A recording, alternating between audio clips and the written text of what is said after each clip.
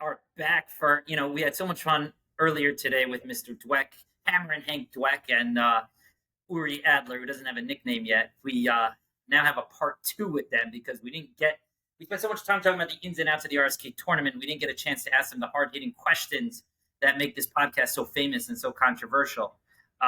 Before we get to the hard-hitting questions, though, I wanted to pick your guys' brains on a couple of other issues. We started to get into this A-level talent versus B-level talent. And, when I found out that you guys were able to put together a team in the LBA that destroyed the competition, that was very interesting to me, that such a team could even be put together. And I'm just wondering, what separates an A league from a B league? Is it talent? Is it something different? And in our league, in the Queens area, we have trouble getting a lot of A-league teams. It's just the fact that the night leagues, the day leagues, there aren't so I'm not sure if it's that the talent pool is not that big or maybe the intensity pool is not that big. I want your guys' thoughts on this because it's something that keeps me up at night. We're interested in developing A-league teams, and it just seems very hard. So you want to know if the difference between an A-league team and a B-league team is talent? Yeah, 100% it's talent. The answer to that is very simple. Yes, the difference is talent. Oh, wow. With 4 across, that found the gap. He's going to get that corner in the zone. Run around first, 1 out. Hanky panky. Same pitch thrown. Oh, boy. I don't know if this is going to hold. And it goes over. Oh, my goodness gracious. As we spoke about it 5 minutes ago, nobody has done it yet this season, and the field did not contain Hank. I did jinx it. Doesn't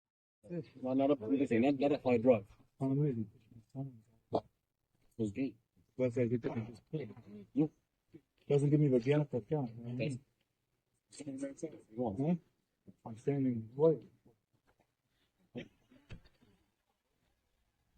Holy. You got that. Way to be, Hanky! Do you want to know if there's more talent? Not enough talent South in Jersey. There's more talent in South Jersey than there is, in my opinion, in let's say 5 towns or wherever you guys are. That's what I think. Wow. That's a good way I'm going to tag this podcast. When I say when I say South Jersey, I mean guys that play in South Jersey, not necessarily guys that live in Brooklyn, right? I mean guys that come from Brooklyn to South Jersey to play. What he's saying is the MNS League and the YMSL League have more talented players than the Monday night West Hempstead League. More traction. Or the MNS only has 7 teams, right? So if you would put together all the talent from MNS, YMSL, and LBA, you got a lot of talent there. A lot of talent. If you put together the leagues that are in Brooklyn and 5 towns in Queens, you're not going to have the same amount of talent as you have in Jersey. It's just a fact. I'm sure Uri agrees to that. What do you think? Things. The difference between A and B is definitely talent. There's a second part of it also. Usually the difference between A and B is A is usually guys who are more quote unquote junkies. They just into it much more as opposed to the B. Even in Lakewood and a lot of other places, because of what we were discussing earlier in regards to super teams want to go into the B because they don't feel have a chance to win in the A because some of the teams on top of the A are so heavy that they're like, I might as well play in B, have more fun, and have a chance to win. In regards to even having trouble, I do believe that there is more overall talent over here. I just think it's just basic math. Based on how many people live in Lakewood and these areas, it might be the same percentage. YMSL is Muncie, right? No, MSL is Muncie. YMSL is the deal league Sunday morning. Sorry. So what are the 3 leagues that you mentioned, Hank? You mentioned YMSL, MNS, and YMSL, MNS, and LBA. Got it. Just so many more people that the numbers might be the same percentage. Just like 10% of the people are very, very talented. There's just so many more people to like that. Second of all, in regards to the West Hempstead Monday Night League, I think I played there once with Avi. Avi, schlepped me down there. Uri actually had the game-winning hit. As much as I hate to say, Uri actually had the game-winning hit that He said, that night. he tells me it's the best league ever created. I said, you know what, I'm going to come check it out. Wait, when did Avi tell you that? We had his last argument year or 2 years ago. Last year, 2 years ago. He's like, yeah, before HSL. And he tells me it's the best league. It's the most talented league. I said, okay, I'll come check it out. First of all, 1 second. Why is that interesting, Dave? I call the Monday Night League the most talented league ever? No, he said the best league ever. He didn't say the most talented. I think that's what most competitive. It's hard for me to imagine you saying something like that today. No. I said this is before the HSL came around. The Monday Night League. No, it's interesting to me. Period. No, even now, even today, I still stand strongly that the Monday Night 5 Towns League has more talented players in a more condensed space than any other league around. Okay, let's see what Uri has to say. So she lets me down there. I make a 2.5-hour trek from Lakewood down to West Hempstead. Those fields over there. You're a hero. I do crazy things I do for softball. But he tells me we're playing a great team. We're playing Steve Pollan and the boys. I came in. I gave Avi a little 3-for-4 home run triple and 3 RBIs and went home. Home run in which direction? You're righty or lefty? For righty. So you hit it deep. Right center field. Into the bushes there? Like not like that area. We played field 2. We played on field 2. Field 2, so you know that fence, so it rolled down to the fence. Off of Steve. Yeah, off of Steve. Never came, and I said I've never seen him again. meaning you came, you saw, you conquered, and it wasn't worth your effort. I said I play there. You told me I'm playing one of the best teams. I said the leagues I have right near my house are better. Avi's good at, if nothing else, Avi's good at sales. I mean, I guess once you got the product, it wasn't what you asked. The product was great. It was a lot of fun. I'm just not driving 2.5 hours to play in leagues when I have better ones closer to home. Got it. That was the first question I wanted to pick your brains on. The second is, I think we started to talk about this after we turned off the recording. You mentioned you play third base and shortstop. Something I'm discovering in our leagues is very hard to find.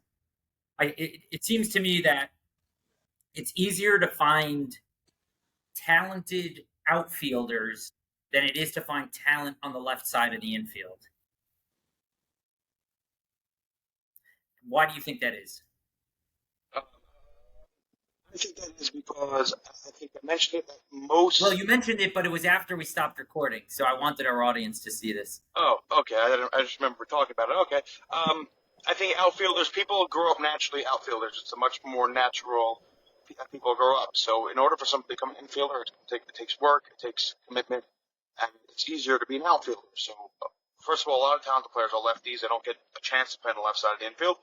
And besides for that, a lot of people are naturally outfielders because outfield takes a lot more. There's a lot more God-given talent to play the outfield than there is to play the infield. Guy's speed, he's athletic. He could probably run down a ball in the outfield.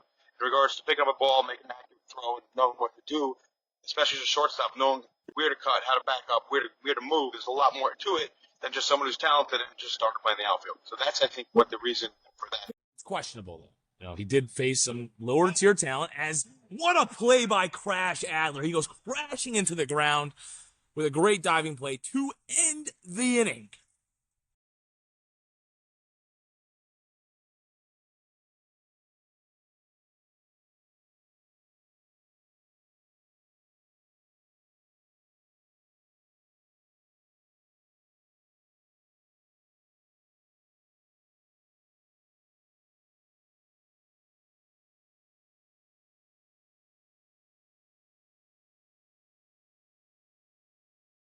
But something doesn't add up. Something doesn't add up about that because you said guys grow up being an outfielder. You're playing little league in 3rd grade, 4th grade. You need shortstops. You need third basemen. Yeah, but talking about growing up as in when they start playing softball, not little league. Little league, everyone's a pitcher. You know what I mean? Everybody's a pitcher and a shortstop. And people start going a little bit older to the adulthood. They just become outfielders. They're athletes that play the outfield, and then people start moving in. I started as an outfielder, and then you move into the infield. There's a lot of people. One of the players, Zach Ashkenazi, probably the best softball player I know. He started as an outfielder, moved himself into the infield, and he's the best shortstop I know. So, just a lot of guys starting in the outfield, and they end up moving themselves back in because, for whatever reason. Where does this Zach Ashkenazi play nowadays? Zach Ashkenazi is a shortstop. He's probably the most talented softball player I've ever played with. Wow. How does it compare to Ellie Race? Yeah, he's better. I love Ellie Race, but he's a lot better. Hank, you smiled there. What were you gonna say? No, I love Ellie Race and all. I think he's a real talent, but this guy Zach Ashkenazi, I think me and Uri can agree that he is the most talented softball player in our circles. Definitely on the offensive side of the ball. In any situation where you have runners on base, if you had to choose one guy to get the big hit in our entire softball stable, it's probably him. Ashkenazi. Zach Ashkenazi. I got to face Zach in the Coil League in the fall. This past year, the last time I'll be playing in the Coil League, but I got to face him, and he hit a bomb off of me. I think that was the only hit he had. He hit a bomb off of me. That was the same game that the famous Nathan Batesh lost a 1-0 game to my team in Coil, and Uri was sitting there behind the phone, stunned that we won that game, but we got the W. But the second game, it's very hard to judge players that are showing up to a league where they're just playing with their boys, and he's not playing with the same intensity as he is in a YMSL playoff game. You know what I'm saying? I'm Hank's sure. getting 100%. a little defensive, Avi. Hank's getting a little defensive. I'm sure. Listen. Let's go with the barbecue and beers. They come with the grill. Listen. These guys are all chilling until they get swept in the championship game. Then they're crying. Obviously, they're going to play serious. They're not coming to lose, but they're not coming the same intensity they come with YMSL. These guys don't even play MS on them. They just play YMSL. That's all they play. It's a fair point. Zach hit a bomb off me in that game 2 of that when we played doubleheaders in Coil. Game 1 we won 1-0. Game 2, Zach hit like a 3-run bomb over the wall in like right center. Like in Coil, it's like a very short wall on left. There's a pole, and to the right of the pole is a home run. To at least 260, 270, maybe 280 even. He hit a bomb over the right side of that pole. It was a tremendous shot. Like even some of the pitchers you have in your leagues, like Steve's a great pitcher. I've only faced him once in my life. That story I just told you in West Hampstead. But I've seen him pitch. He's a good pitcher. Malcolm Diamantstein's a great pitcher. I don't think he likes seeing my face, but Why? Destroyed. What's that humor you have? I'm probably batting 850 in my life. But So Avi, these guys are coming right now. They're sort of taking a dump on the HSL. I have no other way to put it.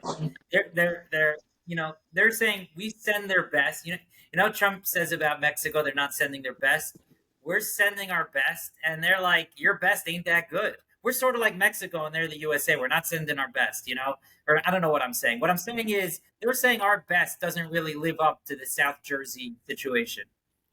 Which is funny because LBA, it's all the same. These leagues are, YMSL for sure. It's in a league of its own. There's nothing like it. And then MLS is great as well, but YMSL, there's really nothing like it.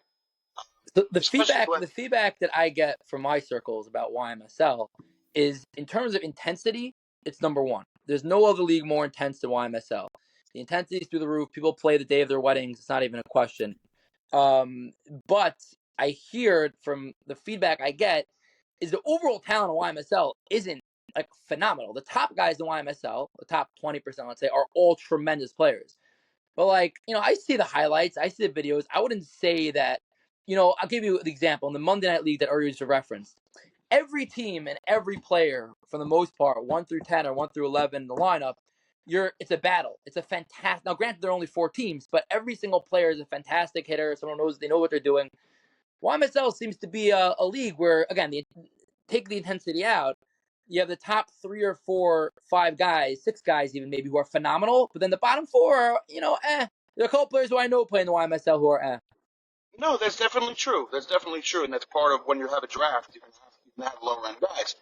But the overall intensity of the league, and because the top talent is so heavy, it makes it phenomenal. Yeah, you're not building your own teams, so it's not the way it works. So Uri and Hank, address this. I mean, I don't know if you know enough guys in the 5 towns area, whether it's HSL or the West Hempstead League that Ariel Cohn runs. if you had an all-star team from the MSL, YMSL, LBA leagues against an all-star team from the HSL Sunday morning and Monday night West Hempstead League, you think it's a no-brainer that the South Jersey side of things will win that game? First of all, you play with a gold ball or your ball. It's smart also.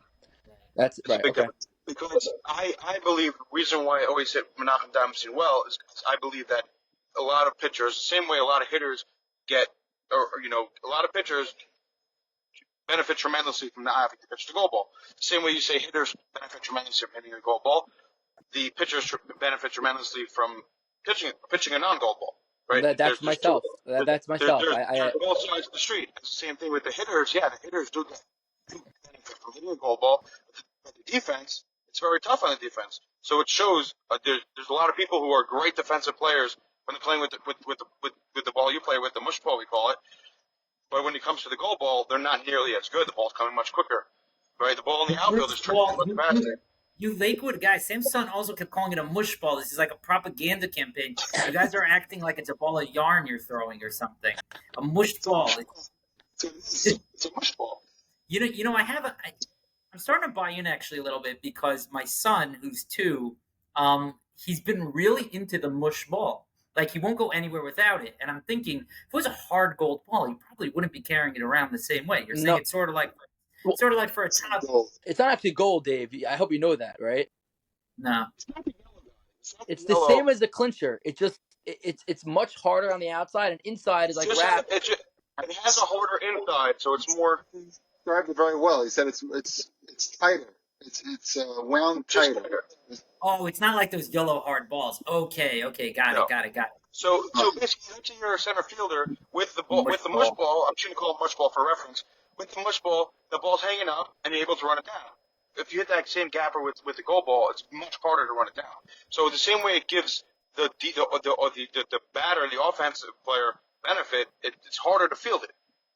Right. So I'm with you, which means, and that means that you're getting better. Your reflexes are getting better. Okay, so now in the infield especially, you hit the ball hard in the infield, it's incredibly hard to. So Hammerin, Hank, and Uri, when I'm not a softball junkie like you guys. I mean, I'm becoming one, I guess, through hanging out with Avi too much. But when I was growing up, there was none of this. What do you call the other ball? Yellow ball, gold ball? What do you call it? Gold ball. I don't remember ever seeing a gold ball. Everywhere I went had mush balls. Camp, upstate. Am I wrong about that? Is this a new? Yes. Yeah. Right. No, you're right. Everyone had it. The gold ball is more of a Jersey thing. I think it's just like a logistical thing. You play a lot, maybe not HSL, but in Brooklyn, you're playing back to back, and it's a soccer game in the middle. If you're playing with a ball that's going to fly out there, you're crossing fields, and you're going to end up hitting a soccer player. So you need a ball that's not going to fly as far. And a lot of the tournaments they play with mush ball as well because there's people around. The ball that's flying harder is more likely to hurt somebody. It would be very interesting to look at like the exit velo off of a mush ball versus a gold ball. It's not even close. It's ridiculous. Is that when I was pitching in the OL tournament, which is no longer, I pitched a ball that was like up and away. It was probably by the guy's eyes and like off the plate on the outside, and the guy hit a absolute bullet to right center field. Like it's not normal. It's two different sports. I think it is. I think it's 2 different games. Yeah. So to answer the question, or you didn't even answer the question. So which sect of the softball world would win, the North or the South? So I think Uri was getting at that if we play with the mush ball, I think the guys that are normally playing with the mush ball will have the advantage. The guys that normally play with the gold ball will have an advantage. In that case, I guess. No, why do you have an advantage? Oh, you mean because the hitters they're not getting that pop. They need to adjust their swings more? Yeah. It's an adjustment. It really is. Like I saw in the CARE tournament in Deal, a bunch of guys that only play gold ball, they got, a rude awakening by the mush ball. Guys are, hitting balls and the ball wasn't going anywhere. Well, I have a pitcher, Maxie D, who pitched for me in the Deal tournament in CARE. He's like, his pitchers weren't pitching the same. and people were like, the bloops were falling in. Like, everybody has to adjust. That's what I right? thought Hank He's was like, referring to when he said he knows someone in the carrot tournament. Was that Uri's no, team you were referring to? I know players who also got a rude awakening because they couldn't hit. At the Okay, same so time, yeah, I look how at are you their- adjusting?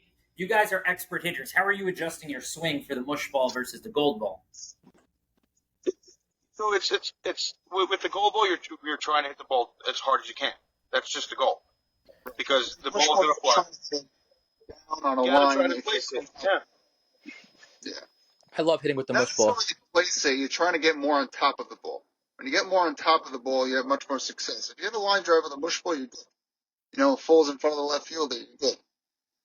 Got it. But So, Avi, did so remind me, who played on Diamantstein's team in RSK? Uri? No. Hank. Hank. Dave, Uri and I played the first 2 years in RSK together. The first year we won the championship, we beat Diamantstein and Hank. The second year we lost in brutal fashion to Diamantstein and Hank. We got blown And out. Uri retooled and won. Okay, got it. So, Hank, we know a lot of the Diamantstein guys. Who's the best hitter on that team? Other than you, of course. Archie's a monster. Scary. Scary. Glenn. Avi, was it Glenn Zuckerman who had respect for Archie? So I brought after the podcast. I asked Uri after you left. Actually, I asked Uri and Hank. I said, "Do you know who this Glenn Zuckerman guy is?" And they said, "No, not at all." And he's playing on Steve and Ash's team in this upcoming LBA. I said the name LBA tournament. Great. So I told him I believe he is up there with any hitter anywhere. It's not even close. Glenn. Yeah, I'm excited for you. Uri's a little skeptical. He's 55. He's 55. He's like 50. He's in his 50s. Yeah. We're sending our No way. best. There's no way he's the best hit. There's no way. No, he is. He's not. No, you can't be 55 and be Even Ellie Ray said it. I said, even Ellie Ray said it. If Ellie Ray said it, that means it's probably not true. Dave, you don't know what Dave. You're getting to know a little bit of Ellie Ray. It's like Ellie will never compliment anybody. I think of compliments. Yeah, Ellie's a real student of the game. Also, he said some words which I never even heard before. He said Glenn's ready to fire positioning. I don't know what that means. Maybe you guys do. Is MLB tier. It's called. He's in the launch position. That's the real word that he's trying to use. If you want to dissect swinging, we can do a whole other podcast. Do you guys do that? You guys are holding. You guys are really holding. There's mechanics, of course. There's mechanics. Talk mechanics all day. We could do part 3 on mechanics on hitting. It'll be a lot of fun. You guys had a hit. So Archie is a monster. Uri, do you know that team well? Who would you say is the best hitter? Hank is the best. Hank is the best on that team. I think he's probably the most great hitter on the team. Second is probably Yakov Saria, in my opinion. And then third, I know the team well, but I wouldn't say. I'm not sure who. Archie's good. Grossman's good. But I was going to ask about Grossman. What are your guys' take on Grossman? Because I was speaking to Jonas and Lohinger on the phone actually today, and we were talking about Muncie. And Hank, I don't think you're so familiar with this man, but we were talking about this guy named Al Tenenbaum, who was known in Muncie to be like the greatest softball hitter ever. And Jonas told me that he feels right now Yoseph Grossman overtook him to be the best hitter in the MSL in the Muncie League right now. What's your guys' take on his style of hitting? That guy has popped the right field that very few people. Maybe Ari Levine has it. Very few righties have the pop that I've seen Grossman have to right field ever. Like, it's really incredible. So there's two things. First of all, anything Jonas Lohinger says, you can take it with a grain of salt. The second thing. And Uri can say that now loud and proud because he just beat those guys in the championships. Second thing is Grossman has some of the most pop ever from anybody, any softball player. There's no arguing that. Yosef Grossman also tends to fly out a lot. Yeah, he literally is. First of all, in regards to him as a player, he's not defensively. I don't know what he is at this point. A second baseman, maybe. He'll tell you he's still shortstop. Yeah, that's what he is. He's catcher, second baseman. He can't move side to side as much as he used to. He has a tremendous amount of pop. He flies out a lot, like mile-high flyouts, because he drops his hands. If you watch his swing, he drops his hands to his hip, and he just tries to launch the ball every time. So he's a great hitter. He has the most pop of anybody. But if I have a big spot, he's not necessarily the guy I want to get up, because 50% chance he might just fly up a mile high. So he's a very, very talented hitter. He drops his hands. He brings them back up. A lot of guys drop their hands and bring them back up. As long as when you're launching, you're shoulder level with your hands. When you're launching, you're good. You can drop your hands, but bring them back up. I think he does. I think he brings his hands back up. So that's not fair. What's the difference? Meaning, because if you're talking about somebody who drops his hair and he's going to fly out, which means that the times he doesn't get his hands up quick enough, he's going to fly out. That's just what's going to happen. There's a lot of moving parts in the swing. Right? If you want to dissect the swing, there's a lot of moving parts. I think he would have just more success with the gold ball. His swing is a lot more gold ball oriented. I think he would have a lot of success with the gold ball. So because he uses all fields and he has a lot. You know what I mean? But that team has a lot of big bats. They really do. And he so gets a lot of guys in the lineup. It's like a never-ending lineup. Another guy that Uri's going to shut down quickly, but another guy that I hold very much of, who I actually play with softball all the time, who used to drop his hands, like Hank was saying, drop his hands and not pick it back up, and now he actually drops his hands and picks it back up. Phenomenal hitter. I think one of the most underrated top-tier hitters around is Moshe Feintuch. He's a fantastic player.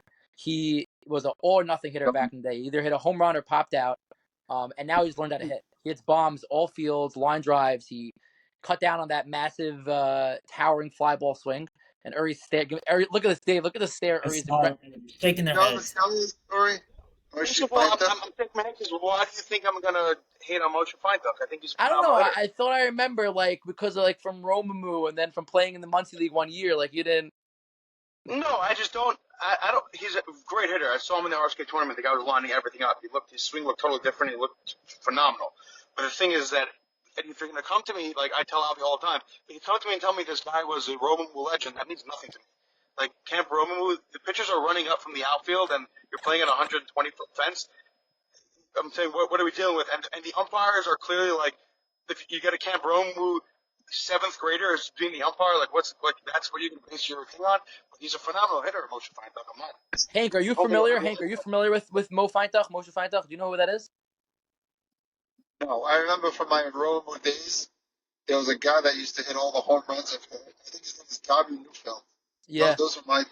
That was from the Diamantstein era. Gabi Neufeld, Ashley Kornfeld, Ezra Pleater. So Gabi Neufeld was the guy.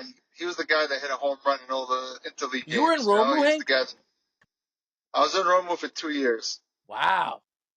That's full circle here. Wow, look at that. I learned a lot of stuff. Uri, how do you feel about that? Hank, the man himself, was in Romo for a couple years. Wow. So I have nothing against Cam Romamu, but I'll tell you what I feel about it. I'm finding out now for the first time when he's 31 years old, he was in Camp Romamu. So we got to See what I'm saying? Yeah. Why? What's the joke over there that I'm missing?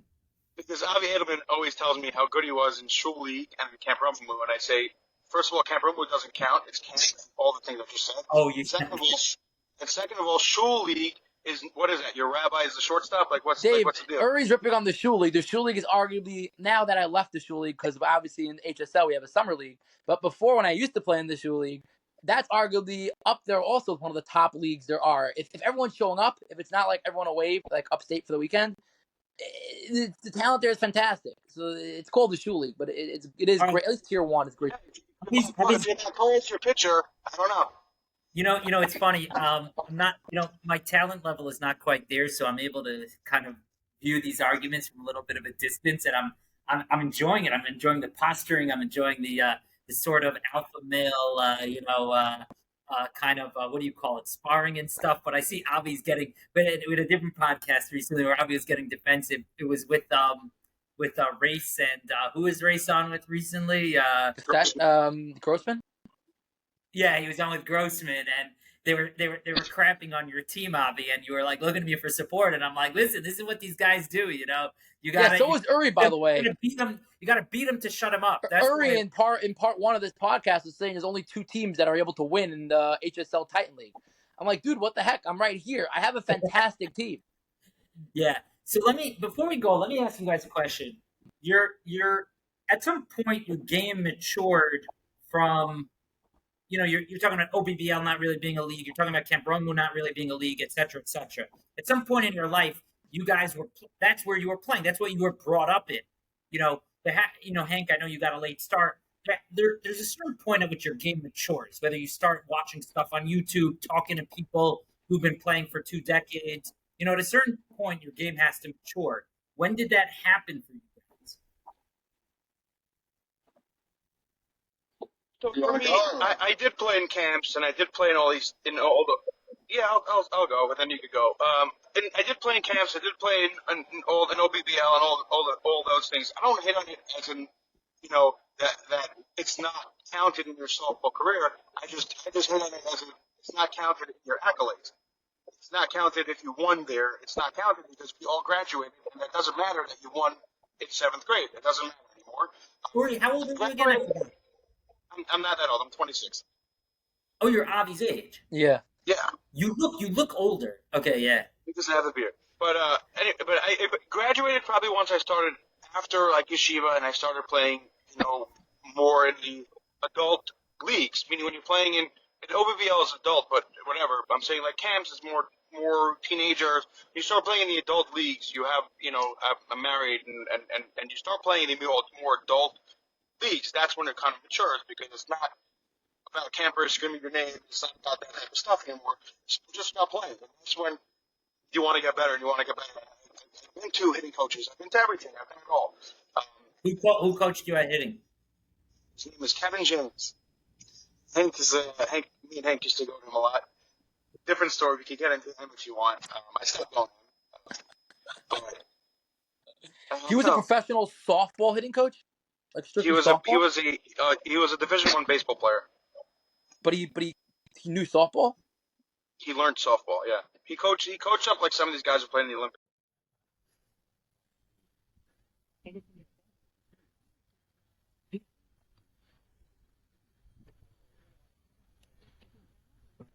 Look at that. Yes. Here we go. Come on.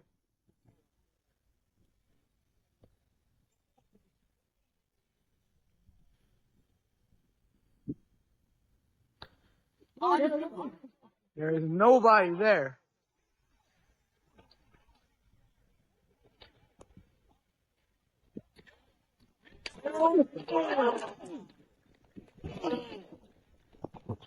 Fix or whatever.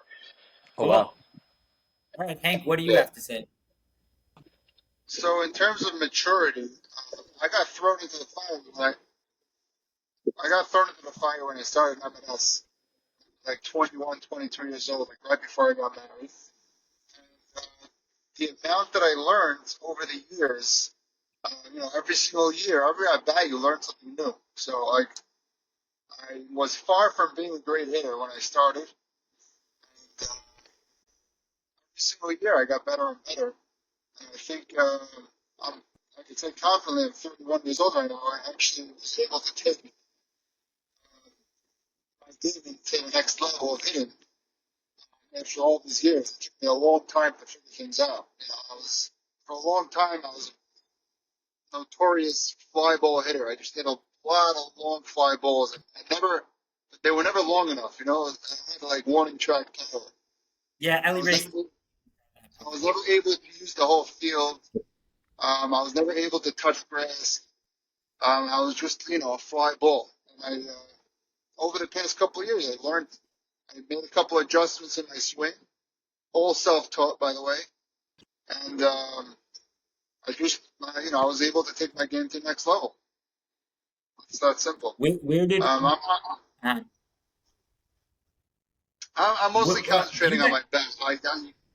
My fielding is just, they just got to put me somewhere. So, I play first base. I do my best. I'm a big target. I think I have pretty decent hands. But my game, you pick me, I'm gonna bat 3 or 4 for you, and I'm gonna drive in runs. Plain and simple. All right. How do we recruit you for my spring team in 2025? It's only a 3-hour drive. Sunday mornings. It'll be pretty quick.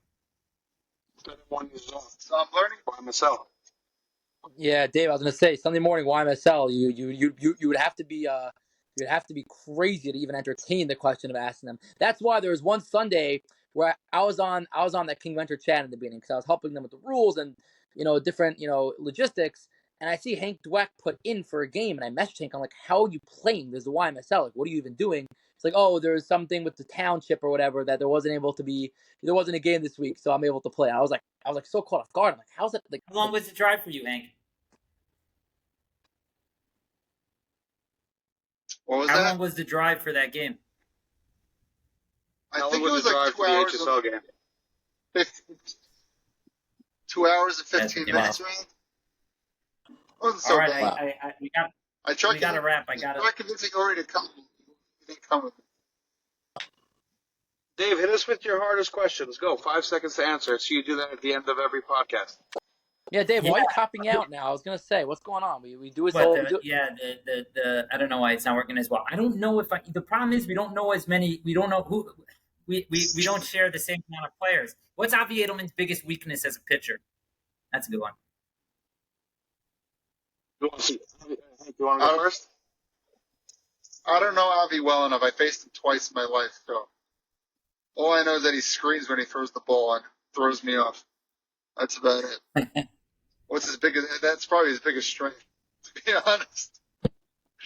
What's his biggest weakness? I don't know. I'm not sure. Uri, how about you? I would have to.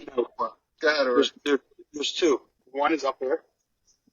Mental. Avi gets in his own head. And second is Avi has to develop a second pitch. He's pretty predictable. If he's behind, he's going to turn around to his field and say, "Coming down," and then he's going to give you a cookie. If not, it's pretty much a fastball. So if he could develop another pitch, You can't do that.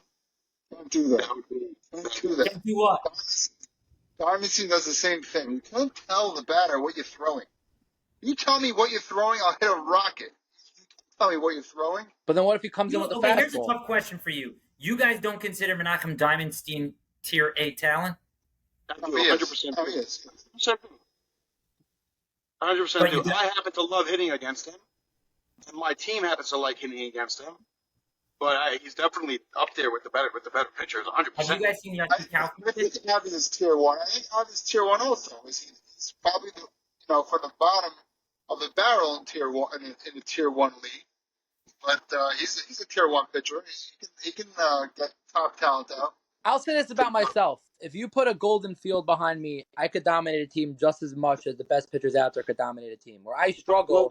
If you put a golden field behind me, I could also dominate. Not necessarily. When you're facing a lineup that's a super fantastic lineup. Facing a great lineup with a gold ball, you have to have a very good defense behind you to have success. That's for sure. And you can't give up walks. You can give up 1 walk a game or 2 walks a game. Avi Adelman doesn't walk guys. I go in and out the pitch. I locate really well, and I change speeds. I don't have a second pitch. So like I said, I think I mentioned the last part. If what separates elite from myself is I can't. Menachem Diamantstein, we brought a team to the CARE tournament. He went through that Stephen J. Gindy team like butter. Like, if not for a 2-drop hop by a right fielder, he would have shut them out through 7 innings. We're playing with half of our team being high schoolers, 10th graders. I can't do that. What I could do is if I'm playing in front of a team with a really good defense, I can make teams' offense look absolutely stupid and like dumb. And people will be frustrated, like, how am I hitting this guy? He's not throwing anything with great spin. He doesn't have the fastest fastball. He doesn't, no big movement. I'm very good at locating and pitching into my defense, which is what I do. I don't walk guys. I change speeds, and I'm very good at moving the ball in and out. But Uri's right. I mean, the truth is he's right. I get very my arm never gets tired. I get very mentally weak very fast. And I also don't have a crazy fast pitch or a junk pitch or a real pitch that moves in the zone or could throw batters off 1,000%. Menachem Diamantstein I have tremendous respect for him because at how advanced he is in the softball world and how long he's playing, he changed his approach when he faces really good teams. Menachem Diamantstein used to have one of the best fastballs. Then he realized that great hitters like myself and Hank, we hunt fastballs. I want you to throw your fastball. We want you to hunt. We want a fastball. And he was just trying to blow it by us, and we were crushing it. Like, we hunt them. He changed his game, and against me, I don't see a fastball once. I play Menachem Diamantstein, he's giving me that flick pitch, and he's giving me all the different stuff in his arsenal. He's never going to throw me a fastball because he knows I'm going to hit it. So I have tremendous respect for him with that because you realize, hey, I'm getting hit like this. Let me change it. Almost like CC Sabathia late in his career, where he stopped throwing hard and just started pitching. That's what he started doing, and it's much more effective. So, give him props for that. Yeah, and he's not walking as many guys as he used to. He used to have that times when he could just walk 5 guys in a row. He doesn't have that anymore. Yeah, he'll walk You one or guys, two. but ultimately the point is, you guys don't refer to him as King Diamantstein the way they do in our neighborhood. All right. He's a good pitcher. I wish I had more hard-hitting questions. The problem is we don't know as many of the same people. So I should have done a little bit more research. But either way, I got to jump. So thanks so much for coming on, guys. We'll definitely have you on again for the mechanics and other stuff. See, I happen to think there's like a big lack of education about softball also. Some people, there's a big hunger for it, I think, but whether people don't have the time or the initiative to learn more about it. But there are a lot of people lapping this stuff up who target it to that audience. So. Can I just say something based off that? Yeah, is that it's what I'm seeing is that the 50-year-olds, they played softball and they love softball. There's this middle age that just died from softball, and now it's coming back. So if you Grossman look said at the same thing. If you look at it like the 50-year-olds, Glenn, I don't know who he is, but Glenn, look at Steve Pollan. These guys are still playing. These guys love it. And then there's Diehards. they're real diehards. Then there's 30 and younger who are also diehards. But where it happened to the 30 to 50? Where are those guys? And a lot of them just didn't play. I don't know the answer to it. It's just the fact. Yeah. Hank, what were you going to say? I was going to say, to do a mechanics show, you probably would have to like have actual video on a feed. It's very hard to talk mechanics without actually showing the actual. Let's get together. Mechanics. Let's get together in person Sunday morning. You guys, I would have to think like that. Well, the YMSL season is over. Dave, you know Hank was the Hank was YM. A lot of guys from 30 to 40. There's plenty of talent from 30 to 40. I mean, you go down the line, Stephen Gindy, Joseph Arati, Jacobati.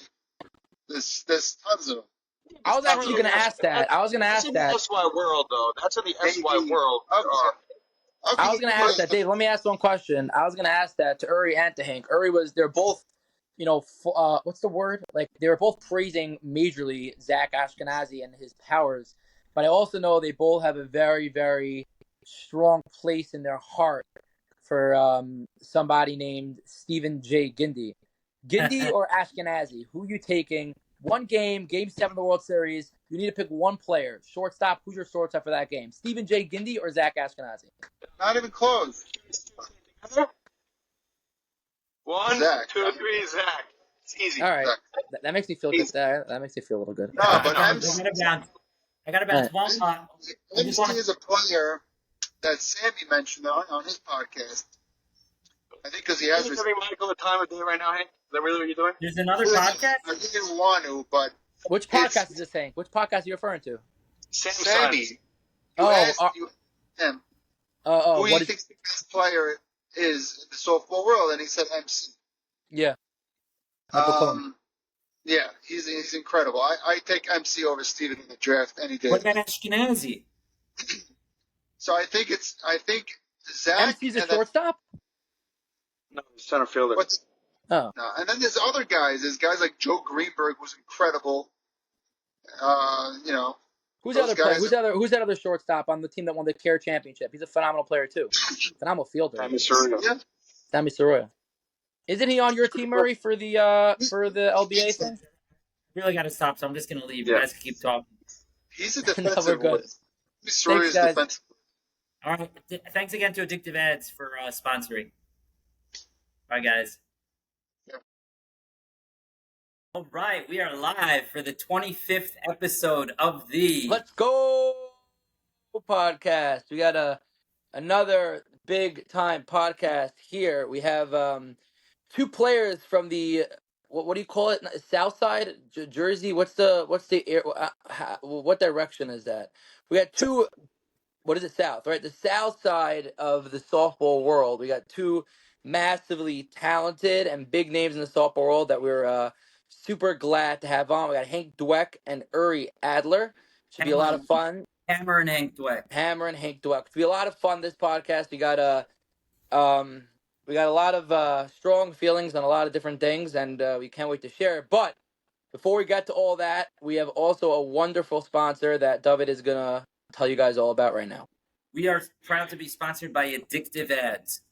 If anybody follows my WhatsApp status, you know about Addictive Ads. They connect advertisers with people who will advertise for you. So you can make a few bucks advertising for somebody. And if you're an advertiser, you can get your name out to the world. It's really very simple on both ends, whether you're an advertiser or somebody who wants to advertise.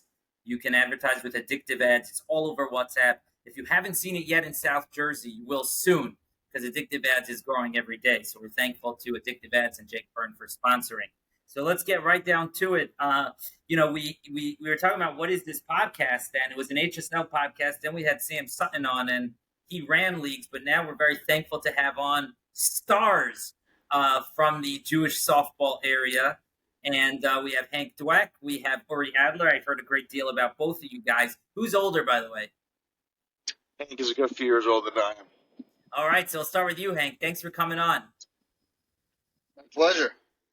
By the way, before, we are both members of King Ventures, officially. We were going to bring that up. That's right. What's that? Both on the roster. It's funny. What's Dave King was actually Ventures, he wants to know. Dave was actually telling me. Dave was like, I saw Hank Dwek on the King Venture. I think he knew you were on it, but he's like, I saw Hank Dwek on the King Venture roster also. How'd that happen? I didn't know. I saw him in the HSL community chat, so I said, Oh. I said, because once I saved your number, I saw it popped up in there, so I... It was his Diamantstein team. Okay. Yeah. So we are HSL champions. All right, at least Hank played a game though. Yeah, I played a couple games. Played a doubleheader. All right, so he's got more claim to a championship than you do. That's fine. As per usual of most championships.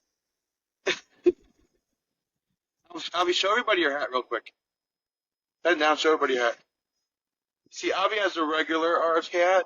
I have the champion RSK hat. Oh my God. We'll get into all the we'll get into all that very soon. All the All right. What do you guys want to know about Hank? Well, what should we want about Hank? So first of all, I'm very excited to talk to you guys. I love talking softball. It's my thing. Softball's my thing. I'm 31, and I've been doing this for 10 years. I'm playing in the professional softball leagues around Jersey and even Brooklyn. I was there for a few years. But if you guys want to hear about my upbringing, I was born and raised in Brooklyn, New York. My entire childhood playing on concrete fields. I don't know if you guys know about those fields, Avenue P Park, in SY land. Hank, were you part of the famous Sam Sutton tryout that he had like 7 or 8 years ago in Brooklyn? We brought down the Gindies of the world and the Diamantsteins of the world. You were there? I was there. I was a little more known, but at that time, I was actually living in Brooklyn. I was married for a couple of years already. I was in Sammy's league when he purchased it, the PKS league. I think he called it MSB at the time. I actually played in that league for 2 years. So that scouting combine, I was actually... All right, did a quick swap. I'm good. Continue, guys. Don't worry about it. You won't see the freeze in the thing. Continue, Hank. He might be frozen. Hank's frozen? Uh-oh. Hank All right. froze That's right okay. when he was talking about Sam Sutton. Yeah, I was wondering if he was part of the... Stoner. We lost him. He'll rejoin the studio. All right, now we have Uri right where we want him, Dave. We got a 2-on-1. This is perfect. And also now, Avi, we get to see your cap. The screen's bigger now. We can see your cap compared to Uri's. Yeah. So let's get right into that. Now, Uri, why don't you tell us a little about your background, and then we'll get quickly into. Oh, Hank's back. Never mind. Was that me? Sorry, I guys. grew up in Muncie, New York. Oh, shit. I've been playing like softball, like the clincher that we play with. Now we can discuss which clincher, but for a while, like my whole life growing up in school, elementary school and everything. My first introduction into these leagues was probably LBA, but not that long ago. I always was playing softball. I was probably like 18 years old, and I'm like, you know what? I could play. Let me try to get on a team. If anybody knows Ellie Siegel, I wanted to get on his team, and I said, Ellie, can I play for you? He said, you have to come try out for us. And anybody who knows me knows that I'm not coming to try out for you. I know who I am. I'm not trying out for you. You want me? Take me. You don't want me? Don't take me. And he decided not to because he didn't want to come try out. My brother then got me on some random team. I played really well. By week 3 of my first LBA season, I was already on Ellie Siegel's team for the next year. He already had told me, you're on. So that was that. And then LBA a few years. Elliot, Did you Eric, grow had up- you did you had grow you end up up in- in LBA before MSL in Muncie? If you grew up in Muncie, how'd that happen? Because I was always very young, and I just never was on. At that point, it was RJSL. I never got on an RJSL team. I was in high school. By the time I got to Base Medrash, I went straight to Lakewood. I was in Yeshiva in Lakewood, Mhm. and at that point, LBA was part of the thing. So I joined LBA for a couple of years. I got to know Max and Sam Son, run M&S. They told me you have to come to M&S. So I said, okay. I joined M&S. My first year, Hank was a captain. Hank picked me in the second round. That's the first time I was interested in Hank. We since became very good friends. Played together multiple times. That was my introduction to M&S.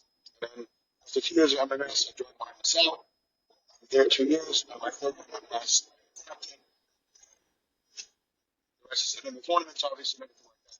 Introduction to the Muncie League, actually similar story. Minzer. You know Minzer? What's his first name? You know Minzer? Catcher? Solomon Minzer? There's a lot of Minzers. Solomon Minzer, is that his name? Shelly Minzer. I was playing in a Friday Muncie game, those Friday games. I saw Shelly Minzer. I'm like, yeah, I'm looking to get in the team. He looks at me and he goes, I don't know if I have room. I'm not sure. Finny Kahana played in that same game, but before the game was over, he's like, play for me.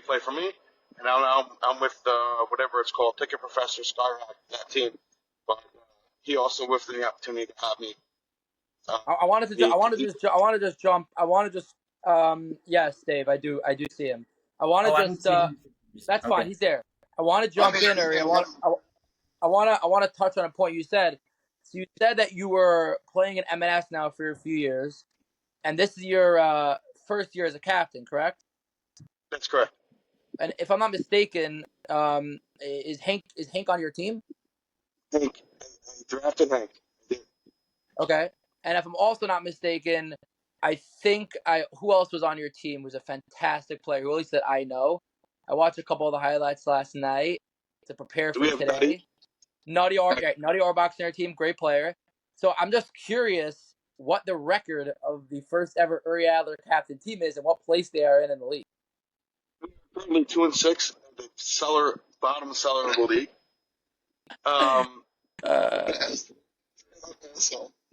Which league? This is the M&S softball league where Uri Adler has finally made it to be a captain.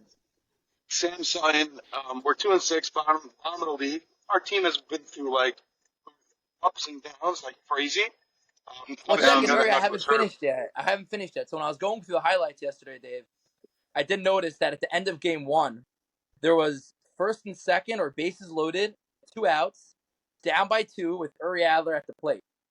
And I'm thinking, okay, Uri's going to, it's a gold ball. Like, how hard is it going to hit with the gold ball? The guy wasn't throwing overly fast. He'll poke a ball to right center like he usually does, tie the game. And then I see Uri manages to just hit a high fly ball that looks special, looks fancy. And the left center fielder, drifted under it and ended the game. Uri, I was wondering, how does it feel that you finally made it to be the captain, be the drafter for your team? You guys are now sitting at the bottom of the league. The feel it's not cool, but there's a long season left. There's 2-6 teams that have won the championship in this league. So season's not over until it's over. I don't know how many M&S guys are going to watch it, but they know not to write us off. They know not to write us off, and nobody wants to see us. Sounds like Avi's enjoying the notion of you being in last place a little too much. So why don't you guys fill in our audience about your personal history with softball? Well, Avi is enjoying it a ton because this is Avi's finally in a league that he doesn't even play in, that he can finally have a one-up on me because he doesn't play in the league. Because any league he has played in, I either carry him to championships or beat him. So, Well, Avi, why don't you tell us let's about your actually experience in the RSK tournament this year? we're gonna get back to Hank very shortly because I think Hank has actually beaten both me and Uri more than we've beaten each other. But I want to just, or at least from my experience, maybe not. Maybe Uri's beaten Hank without my knowledge. We'll talk about that. But Uri just made a comment that I haven't really been able to beat him or anything without unless he's on my team and carrying me. You know, we did mention another league in the MSL where, if I'm not mistaken, my team did manage to play Uri's team twice the last two playoffs. And if I'm also not mistaken, we happened to sweep them both years with Uri on the other end of things. So I just wanted to throw out a couple of different situations or scenarios in which Uri came up on the shorthand of the stick when it came to facing Avi Adelman and his team. So now that we got that out of the way, we could continue. Thank you, Uri, for listening. And thank you, Hank, for hanging in there. My pleasure. Part-time softball player, part-time insurance broker, part-time therapist.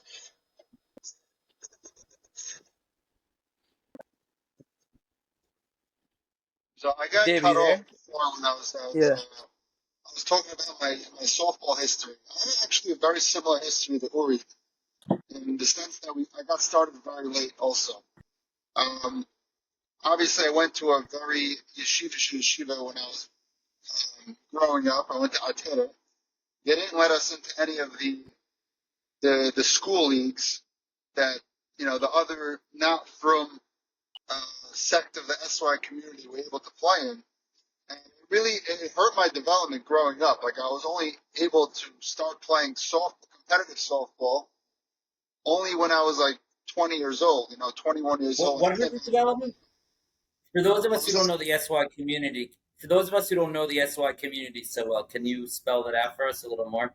Sure. So there's different schools. So you have Ateret, that's like the most from school. They try to emulate like Chaim Berlin and schools like that. Our Rosh Yeshiva would never let us join the school leagues that schools like Shadei Torah and Magen David and Flatbush Yeshiva. Those schools are less concentrated on, the religious aspects of Judaism. They're more focused on secular studies and stuff like that. And they think it's more important to have sports in kids' lives. And I think that I think it's a mistake on the Frum School's part on not letting them play competitive sports, because I think it's so important to have competitive sports. No matter.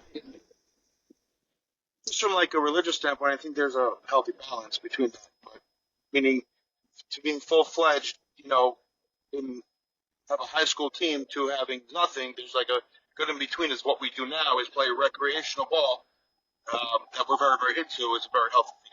It's a very healthy thing. But the issue is, I was struggling every single Friday and Sunday in high school to get together a game with a bunch of third string kids on concrete fields, and I wasn't able to play real competitive softball, and it hurt. It wasn't the greatest. And then You were in one of the former schools, if I understand you correctly. yes, Got it. I was in So the then, former what happened at 20? What compelled you to go off the derrick at 20 and start playing softball? So I remember shoveling snow in Avenue P Park in January and February just to get a hit around with my friends. I was always a diehard. But I never had the opportunity to play competitively until I got back from Eretz Yisrael and I was able to join the MLS League. And actually, I got thrown into the fire. I had a rude awakening playing softball that competitively like I never played before. But that was 9 years ago, and ever since then, things have gotten better. Hank, how'd you get yourself into that M&S league? I thought there was a massive wait list for the Sunday morning, the YMSL and M&S. How'd you jump right in there with coming from concrete ball, not playing at all? Well, there was a few guys I knew in that M&S. Michael Cohen MC was my friend, so he pushed for me. I had a pretty good name in the softball world, with all the athletic boys that were already in the league. So I didn't have an issue coming in. I was actually highly touted when I joined. Where'd you play prior to being in the M&S league? You made it sound like you just played a little pickup on concrete. Did you play an actual league, or that was No, that's what I did. I literally played on concrete pickup games, but I was always the guy hitting it over the fence. I was always the guy with the most power. I was by far the best player in my class, if that means anything. In my What was the name of the high school? Ateret. Torah. Yeah, Ateret Torah. Yeah, I know of it. So then after high school, where did you go? So after high school, I went to Springfield Yeshiva, just to see people. And after that, I was there for 3 years. Yeah, very yeshivish, like very. After that, what? After Springfield, what? After that, I went to Israel. I did not play softball there. What do you say, Uri? What do you say? Uri's trying to. Uri's gone. All right. Uri's gone. Wait, so you went there to Israel. Where did you study? Started to Israel. Did not play there. I was only there for 6 months. Got back. I started dating. When I started dating, that was my first year in the M&S League. That was 9 years ago. I think that was 2016 or 2015. I'm sorry, 2015.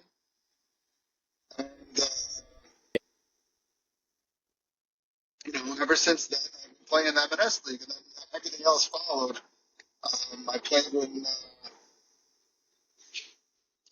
in Wait, so I'm the morning leagues when I started. Hold up on the softball. Hold up on the softball. Yeah, go ahead. It's also interesting that if what he was saying that he didn't really play in any leagues, but he still managed to get into M&S. That's why Samson did that. He did that. What's it called? The scouting hit around, whatever he did, because Sunday morning. But I'm saying, with the same idea is that sometimes you could tell talent just from seeing somebody play and hit around, and you could tell just from just being a guy a little bit. And you can tell, hey, this guy has it or doesn't have it. Sometimes you miss. Sometimes it looks like somebody has it, and he doesn't. But for the most part, you usually tell pretty quickly. For me, particularly when I'm playing, I can tell from the guy's first at bat whether he's a real hitter or he's not. Or he's not. He might hit a nice line drive, and I could tell whether he's a real threat or not. Pretty much right away.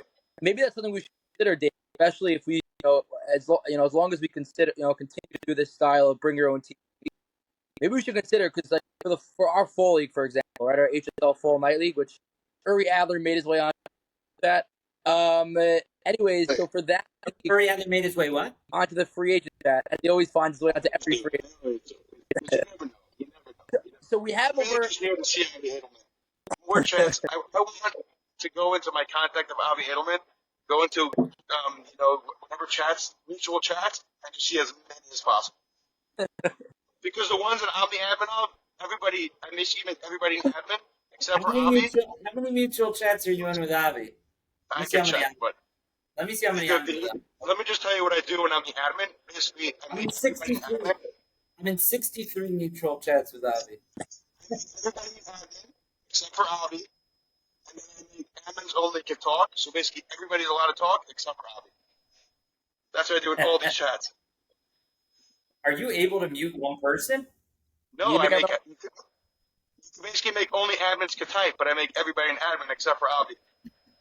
This is genius. That was the name of our chat last RSK tournament. What did you say?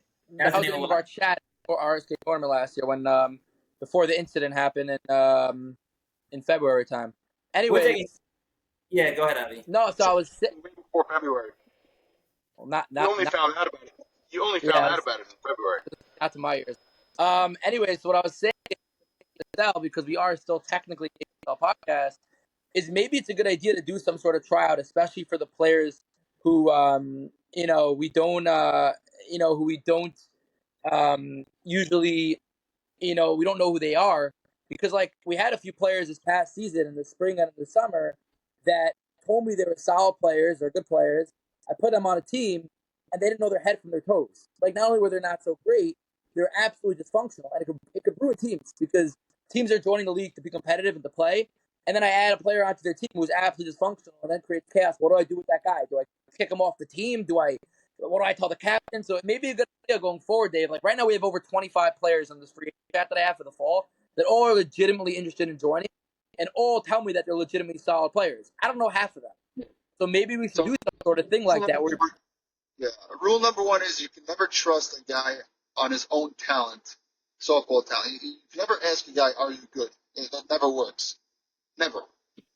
Because the guy who tells you, yeah, I'm a superstar, he's probably not that good. Wow. Yeah. Right. It really works that way. And it's very difficult. It's very difficult because from a league's perspective, you don't want to pass on good talent, but you also don't want to take somebody who says they're good and then it's an absolute disaster. So it's a very, tight balance between the two. You want to know the way to fix that? Yes, sir. Tell me the way to fix it. Move to a draft. Let's get into that. He's only doing it for a draft. He's not doing it for bring your own boys. Well, he's saying for bring your own boys, let captains see players and pick them up. We have a free agent chat, Hank, for guys who need if they have 8 guys, they need a couple guys to finish out their team. So I have a chat with guys. I put them on teams that position up and up. So Uri, we know your take. We know your strong take on bring your own team versus think about it. Draft. Right, because if you have a draft, then the captains themselves will naturally want to know the players because they wonder who's in this draft, who am I drafting. They're going to do their own research on the players, right? When I was a captain M&S right now. Maybe you could say I'm 2-6 that did a bad job, but I genuinely went through every player in the draft and was like, who's in this draft? Who am I drafting? And knowing to get to know the players as much as I can, so I know who I'm drafting and what I'm drafting to know where to draft these guys. So it just makes the captains do the work for you. We know that Uri and Sam, they're both very, very stark on just no draft. There's no question. There should be no league other than a draft league for many reasons that I think were listed. Hank, what are do you have as strong feelings as Uri do and as Sam do on this draft league versus a bring your own team league? 100%. I'm on the same page. If you brag about a tournament that you won or a championship that you won with a bring your own boys team, it's not the same as bragging about a championship that you won with a real drafted, fair, balanced league. It's uncomparable on so many levels. Explain what. The two main things that I want to bring up about a draft is, first of all, that when you have a bring your own boys, 3 things really. The first thing you know is you before the season starts, you probably know which 2 teams are going to be in the championship. Secondly, is that players won't show up to teams that are bad. Like, why would I show up this week? We're going to win anyway. I'll play in my shul league. But when you have a draft, anybody can be anybody on any given week, on any given day. It's drafted, even though yes, one team is better than the other. But at the end, they were all drafted. We're all in the same category. We're all in the same. Our talents are all very similar. So we can beat you. If you don't show up, we beat you. A third thing is that you have players who are committed. When you bring your own boys, it's like, okay, I'll show up this week, I won't show up that week. When you're doing a draft, you're not drafting 16 guys because nobody's joining a draft league to not get playing time. Everybody has to play. So basically you have to cut it that it's only 12 players per team. What happens with that is that everybody has to show up. Don't join this league if you don't plan on playing every single last game. And guys are very, very committed to it because you were drafted. If not, somebody else will take your spot. It's not just like this open-ended, bring as many teams as you want, as many players as you want. We're going to play in 14 leagues. I need 2 games to get eligible, so let me play in every league in the Tri-State area, get myself eligible for each one and play in the playoffs. It doesn't work that way because you were drafted. You're drafted, you got to be there. So that's my feeling. want to add to that. I want to add one more thing to that. Even if you're on a great team, and you show up every week, when you're playing an LBA, and it's a bring your own boys league, even if you have a tier 1, a tier 2, a tier 3, you know that 4 out of the 8 regular season games are going to be total shit. All right, crap. Total crap. It's going to be garbage. What was that word? Is that how they speak at Territora? Myself back. It's big Latin or gibberish, whatever it is. I apologize for that. But you know that 4 out of the 8 regular season games, or whatever the regular season is, half of the regular season is going to be garbage games because they're going to be played versus teams that really suck. So it throws away half of the regular season. And every week, guys on the team are asking, who are we playing against? Oh, we're playing against those guys. Oh, shoot. It just throws away the week. Throws away the softball day until the playoff comes along. Dave, any response to that? What do you feel about that? About the draft? Yeah, but I think it's a very, very good point. I think it would also solve a lot of issues. I'll give you an example. There's a team. So we have an A league and a B league. We call it the Titan League and we call it the Legacy League. There's a team in the Legacy League that I won't mention their name. They had a good year for them, which meant they advanced to the semifinals and also to the championship. But they have a certain ceiling based on their talent level. The captain reached out to me the other day, and I don't want to give too much information. I don't want anybody to get insulted. So he said he's looking for a player at a certain position, and he's looking towards next spring. He wants to construct a team that can compete, but there's only so much talent to go around, especially at certain positions. So you can offset that by sort of breaking up the talent among different teams. And, that would solve a major, major problem. You have guys who are competitive, but that doesn't mean a strong pitcher. It doesn't mean a strong shortstop. So then, sure, you can try poaching somebody. You can try networking. You can try this. You can try that. But what about, I'm a competitive guy. I want to play. I'm competitive enough to build a team. And I get to show up with a team that can win the championship if we make the right moves and pick the right pieces and play together well and are well captained. You're starting off with no shot if you don't have a good X, Y, or Z. So I think it would solve some major, major problems. I think it would be a lot of fun for a lot of people, and I think the fall might be too soon to do it, especially because some teams are already excited about the team that they put together. When we were talking to Sam Sutton, he's like, "Oh, for sure by year 3." So next spring will be year 2 for us. Maybe it's too soon. I don't know. But I'm definitely. What Sammy's saying is to let guys get to know each other so they want to play with each other. Because the big argument against the draft is that I want to play with my boys. I want to play with my friends. Right. I don't want to play with guys I don't know with. Guys play in the league, they get to know each other well. And then they're like, okay, just because he's not my best friend, I don't go to his house for Shabbos, it doesn't mean I can't play softball with him. I've played with him for 3 years. I know who he is. Let's play with him for a great time. It's a decent segue into also the other end of it is, Avi's super team. Avi likes to talk about super team. So there's a couple of things that really go into it. When you bring your own boys, it opens up the door to super teams. But at the same time, if you have to bring your own boys, you have to be stupid to tell somebody, I'm sorry, you're too good. You can't play for me, right? If somebody comes to you and is a really good player and says, I want to play on your team, and you say, sorry, you're too good, then you're just being stupid, right? Hank, do you know where this is going, or it's only myself who knows where this is going? No, it's very simple. So I have a belief in that I build the best team I can. If I win the championship, I run it back. If I don't win the championship, I'm going to try to add talent. It's that simple, right? You have to build a team that can win. You guys loop me in a little more this conversation about a super team. I think I'm missing something here. Well, I'll tell you, Dave, what's happening here is, and I'll just. You guys have some inside jokes going on. Of course. So no, it's not an inside joke. It's very simple. There's first when you have a bring your own. Describe Dave what a super team is. A super team is basically you have a bring your own team type of league, and the 10 best players in the league get together and play together. So now they're automatically going to win. They're going to win 20-2 every single game. Did you see the King Ventures roster? You guys were on it. Are you familiar with the roster? Yeah. Guys like Archie and Yankee and guys like that are not going to join a drafted league. I don't think so. They'll only join a super team. Is that a super team? They'll only join if they're Well, playing what's with that? the they want to play them. It's compared to the Wow. league, so it depends. They obviously had a tough time winning the championship, so not a tough time. They breezed to the championship, but in the championship they played 3 games, so that means that it wasn't a super team. As in, I played an LBA team last year. I lost 2 years ago in LBA. So what I do after I lose, I bring in more talent. We won. I think we mercied every single game we played through the championship. It wasn't fun for us, Wow. and it And wasn't this fun is for them.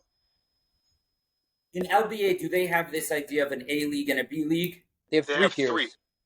And 3. and you are destroying the competition in the A tier. Me and Hank played together, and we didn't even have one close game all season. We literally played. We won everybody by 20 runs. Avi, how do these guys compare to the elite talent in the HSL? Well, I think they're all very well. I think the top talent. I think the top talent in all leagues, for the most part, all quote unquote A level leagues are very similar. Like the YMSL top talent, the LBA top talent, and even our league top talent. Like you can't say there's anybody who's phenomenally better than in our tier. Anybody who's I agree with that. better I agree with than you, but the difference is not the talent. What puts YMSL aside is much more than talent. It's not necessarily talent. Talent's not the only thing that makes leagues. It's the how into it guys are. Guys literally take it as their life. yeah. Like to me, it's almost a little bit excessive, but to them, it's normal. This is literally their life. They'll play on their wedding day. You know, they'll play like on crazy times that you'd never like. People are like going crazy that a guy wanted to miss because his engagement party was that night. Like crazy stuff. And this is like their life. Every Sunday morning, do not miss. Crazy intense about it. That's what puts it aside more than talent. Yes, is there talent? There's a ton of talent. Is there a lot of people who are not great in the league? Also, yes. Is every pitcher a great pitcher? No. But it's the intensity of the league that puts it aside. A, because it's a draft league. B, because just the nature of it is just how crazy the craziness is. That's just Which is, by the way, what makes a lot of these tournaments a lot of fun is because at least from my perspective, everybody comes in with what they consider the best of the best from their, from their boys, from their league. Or sometimes you have mixing it up, but like for example, in RSK last year, right? So you had a sort of a mix of like, Uri's team was a mix of like the top talent in Lakewood and Deal, and then Hank's team was sort of the former champs, a mix of the top talent in Brooklyn and a little bit of Deal, and my team was like the top talent in Muncie. So like you get these different sects of like different leagues coming in with like their top talent, and everyone gets to go head to head with each other. It's 5 teams, and then the rest of the teams were garbage. Right. Well, that's the issue. I think which what Uri was saying earlier is, when you're dealing with tournaments, you really want to come with the best possible team because you don't want to lose. And it's only like I think what you were saying earlier, Dave. It's only a certain amount of talent. Okay, I think you guys have a lot more inside knowledge than myself and a lot of our viewers. So let's just take a step back for a second to understand a couple of things. Take control, Dave. Take control. Because I think you guys are having a conversation where there's a certain understanding you all have. So, first of all, Uri, what position do you play? Where in the infield? Uri plays third or short. Typically play third. I played short in some leagues. Played second in some leagues. Played short center in some leagues, like fifth infield. Okay, and Hank, where do you play? I primarily play first base. First DH, base? if you ask me. He's a DH. Okay, got it. So now in terms of so you guys are talking about this thing about a super team, and you're saying basically that there are guys who, and you've seen this around these leagues, there are guys who only want to play on a team that's going to blow out the competition, and that includes you, Uri and Hank? Only want to play it? No. So my believer in the super team thing is that I try to put together the best team possible. I have my softball boys, the guys that I play with, and they're always on the team. And then you surround it with as much talent as you can. If I win a championship, I run it back. Because I won. So when you lost at LBA, did you so you then built a team, you didn't know that it would destroy the competition, or you did know? So I basically took the same team I had, the core of it, and added 2-3 pieces that I thought now I have to win. Those 2-3 pieces were superstars. We ended up a long way in the competition. The following year, the following Hank was Hank one was of a the part of that pieces. team. Yeah, and then the I see. following year, Just called me a superstar. That's right. what? You just called me a Screen superstar. recorded. Enjoy it. Okay. So then this next year, after he blew them out, Hank went into his own team. Nachman went to play with his brother, and we kind of took those pieces back. Added a couple other pieces, and this year's much more competitive. We're still haven't lost a game in the LBA, but it's not as we just had a game where we played 0-0 through the 6th inning and then 3-2 through the 8th. We ended up winning like 8-2 or something. But like, Did you pull the team back on? Did you take players off the team on purpose to make it more competitive? Or yeah. So I told Uri after the season, Uri, this is not fun. We didn't have fun. I'm going to leave. I'm going to make my own SY team. I'm going to try to run an SY team. It wasn't easy, but we did it. We put together a team. Guys show up, guys don't show up. But we're a pretty decent team. We actually played Uri's team, and we were right there with them. We lost by 2 runs at the end. But I just wasn't having fun last year. And I'm like, okay, Uri, let me just – I was all for it. I was like, yeah, 100%, you should. Like, and absolutely. then in RSK, you guys are on different teams or on the same team? Different team, but coming up for this next tournament, we're going to play together again. Before we get to the next tournament, let's recap a little bit of the RSK history here. So let's start from the first year RSK, and let's go straight through. And also, Avi, why don't you spell out for a few minutes? You guys have so much knowledge. I didn't even know what a softball tournament was till last year. Why don't you tell our viewers what it is? I know it sounds simple, softball tournament, but I don't think most people are familiar with it. You'd be surprised. Certainly our Legacy League guys. Right. First of all, before Avi says anything, once you hear this, you should all join. It's absolutely a phenomenal day. It's phenomenal. You should all join. They're for great. Most of them, all of them, are for great causes, and you should all join. Avi, go ahead. Softball tournament is really where you're bringing. If you're a softball guy, if you play softball, you love softball. It's one day of just competitive softball and fun time.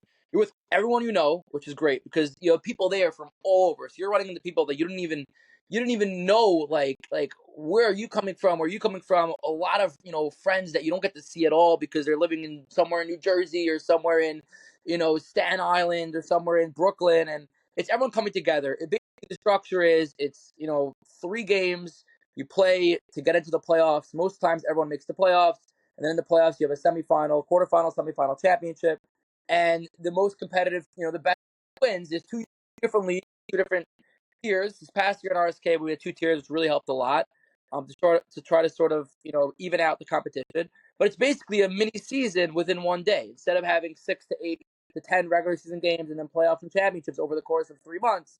They're having everything, very miniaturized into one day. It's super difficult because it's really exhausting. Like at the end of the day, championship teams are playing at 40, 50% if they're lucky, maybe. So a little bit it's like who could last the longest type in the end. But it's a super fun day. Again, if you're a softball guy, it's all about softball. You're playing softball all day. You're seeing people from all over that you don't get to see so often. You're playing, like I said earlier, the top, in the higher division, the higher tier. You're playing with the top guys from Muncie, top guys from Jersey, top guys from Five Towns, Brooklyn.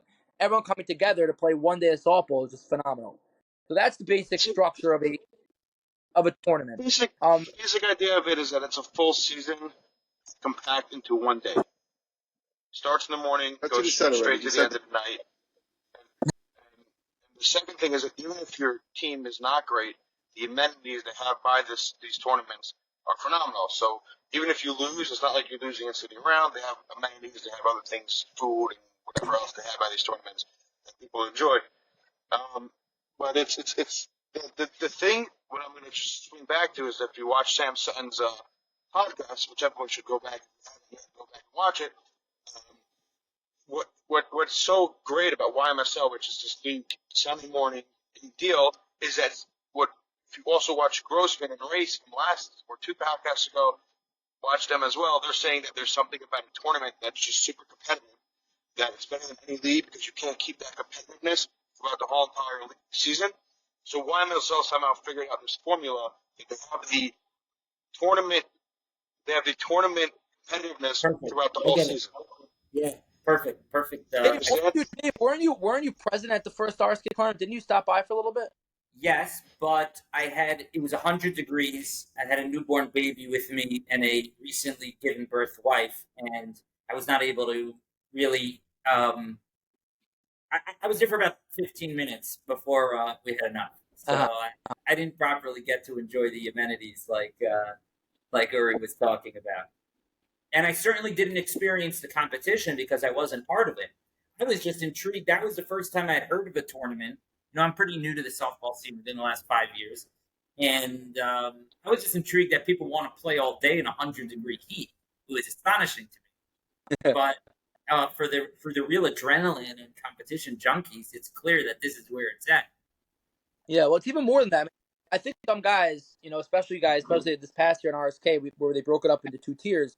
Like, I know some guys who came to play in the lower tier who this really, like Uri was saying, this came for the chill and also to play some softball. Like, there's unlimited beer and you have awesome food and you have stuff for families and kids. It's just so much stuff to do at all tournaments. Some are more extreme than others, but every tournament I played in, it's just a lot of fun. If you're not, like, for me, like, I can't focus on the fun whatsoever until I'm done. Even when I'm done, if I lose, I'm just done. So, like, Uri's famous line, which he told me when we used to play together, is that either win a championship or get knocked out early. Because if you're not going to get knocked out early, you're not going to be able to focus on everything else. If you're going to lose, you might lose early so you can enjoy the day. And enjoy the hookah, enjoy the beach, enjoy all the amenities there. So, that's basically, a lot of guys come in thinking, like, we're playing in the lower tier, we don't have the best team, but it's very chill. There's a million guys there, there's awesome things going on, a lot of fun. So really you have both sides of things where you have that really competitive side, that's open. These guys aren't so competitive, you play a little softball, you take it easy, you don't move around too much. After the game, you go into the players' lounge, you get some AC, you get to smoke a little bit, you get to drink a little bit. So, like, it really encompasses all types of players, which I think what makes these tournaments so much fun. Hank, what are your thoughts on all of this? Tournaments are my favorite day of the year. The 2 tournaments or the 3 tournaments are the 3 favorite days of my. I love this stuff. I love this stuff. It's just it's a great day of softball. It's just softball is my favorite thing to do. Imagine playing for 12 hours straight of softball. It's something that I dream about, And winning this year was more like 4 hours, but that's okay. Not even. It was 20. It was like an hour. Yeah, Wait, hey, unfortunately. you didn't play in the playing games in the RSK? So actually, I had YMSL games that morning, and I had tremendous success. We swept in the semifinals. So I was already on a high, and then I'm like, okay, let's win an RSK championship. That would be nice. And I showed up to the first elimination game, and we got swamped by this. Yoseph Grossman built team that dominates Malcolm Diamantstein and they were really good. Has he knocked out Hank also? Yeah, Hank was on that Diamond. Oh, you're with Diamantstein. I think they had a bit of a championship hangover. That's my theory from Iowa. So after that tournament, I got on a chat with 3 or 4 of the guys from that team that I actually enjoyed playing with, and I said, we got to tear this thing all up, and we got to start over from scratch. I'm not doing this again. I didn't enjoy the vibe. It wasn't geschmack. I wanted to start over from scratch. And after all this, things didn't work out, and I decided, I'm going to join the dark side. So you're going to be on Uri's team next year at RSK? Well, there's a coming tournament. Yes, tournament coming up in September. So RSK, we don't know yet. What's the story? Wait. So slow down, Hank. In 2023, you won the RSK tournament, right? Correct. So what happened to that team? 2024 was just a bad vibe. I just didn't enjoy it. I didn't enjoy the team that was built, and I decided that I wanted to go in that direction. Wait, I think you cut out for a second. 2023, you had a team that won a championship, and then you decided you wanted to go in another direction. after 2024, after this They ran past it back in tournament, 24, and they lost to Lowinger in the first round. Oh, that was Diamantstein's team. Was the same team? Okay, got it. Yes. So who are the Yes. okay? So who are the players? Who are the players that you decided to stick with from that team? Actually, even after we won the 2024 RSK tournament, and then we ran back the same team with a couple additions in O-Hill tournament that was in August of last year, and we won again. So we basically won twice. That was really fun. And then we brought back a very similar team with the same core this year, RSK. It just wasn't the same. We filled it in with pieces that, weren't the same. And I decided just, okay, we had our run. We won our couple of tournaments. Let's move on. I wasn't the captain, but I had a lot of say. I brought a lot of guys onto the team. That was a Menachem Diamantstein team, correct? It's Diamantstein's team.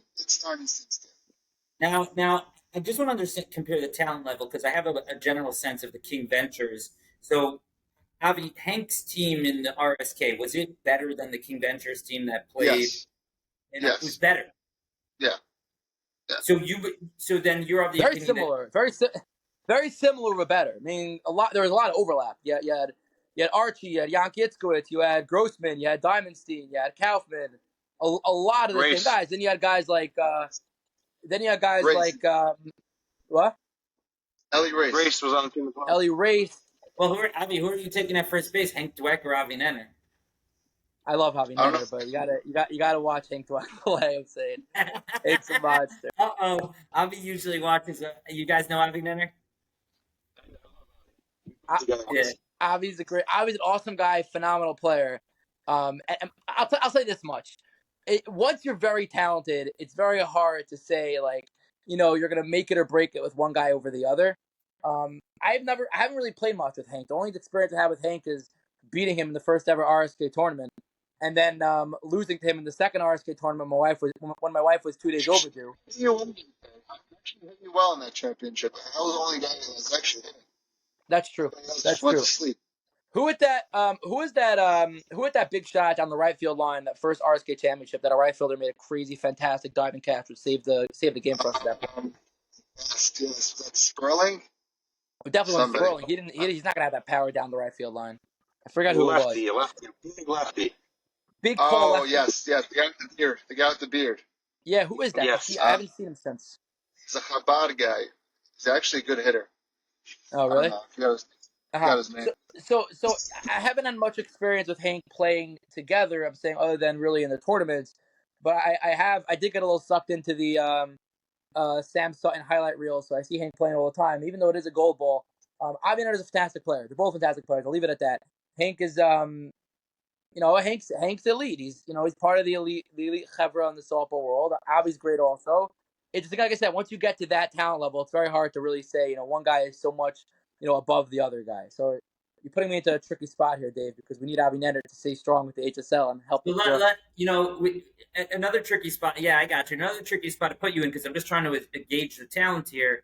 So Uri's team wins the championship at RSK. Hank's team, which is maybe a little better than King Ventures, gets knocked out handily by Lowenger's team. Is it safe to say that Uri's team would have dominated King Ventures in our spring softball season, or is that comparison not so simple to make? I don't think so. I think Uri had a Anything can happen in 7 innings. It's a 7-inning game. It's such a short game. It's a crapshoot. Anybody could win anybody. A talented team can win a talented team. It's 7 innings. One inning, you're out. I'll tell you something about the Uri Adler squad. The Uri Adler squad is very unique. As if you look at like your King Ventures, Diamantstein type squad, he's trying to get just as many boppers, as many bats as he can, throw them in the lineup. Where they play in the field, he's going to figure it out. That's a Diamantstein route of making a team. Uri Adler's team is very different. We are a defensive team, defensive first. Avi can attest to that. He's played with us a few times. It's probably one of the best defenses, or the best defenses ever played. He's ever pitched with. And this is not like trash talking. Avi is not good, and we really just play defense behind him. This is just straight up honesty. It's a defensive built team. We don't have major boppers. We don't have guys who are going to hit the ball 40 miles. It's more of play defense, get timely hitting, win games 3-2, 4-2 with some pitching. So it's very hard to gauge exactly who's better, who's not better. It's a very, very different style team, which is why when you look at our roster, you don't look at it as like, whoa, King Ventures has every guy in the lineup as a superstar. Just everybody across the board is solid. There's no holes in the lineup. There's no holes in the field.